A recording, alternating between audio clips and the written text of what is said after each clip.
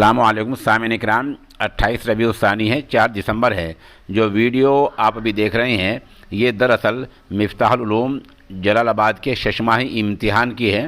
یہ امتحان ادارے کی دارالحدیث میں ہو رہے ہیں، جہاں طلبہ حدیث شریف کی مشہور کتاب مسلم شریف کا تحریری امتحان دے رہے ہیں، اور سامنے مسند پر مفتی رفیع الزماں تشریف فرما ہے، وہ بچوں کی نگرانی فرما رہے ہیں۔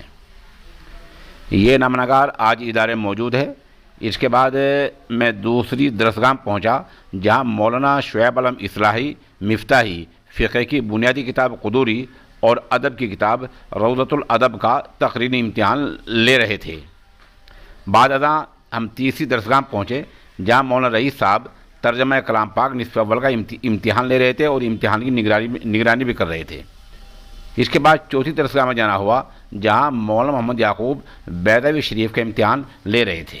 بہرحال آج سے مفتاح العلوم میں 6 ماہی امتحان شروع ہو گئے ہیں۔ یہ وہی ادارہ ہے جس کو حکیم الامت مولانا اشرف علی تھانوی کے ایما پر ان کے خلیفہ اجل مولانا مسیح اللہ خان شیروانی جلال آبادی نے قائم کیا تھا۔ اس کے بعد ہم نے ادارے کے محتم حافظ و قاری ولی اللہ خان صاحب شیروانی سے ملاقات کی۔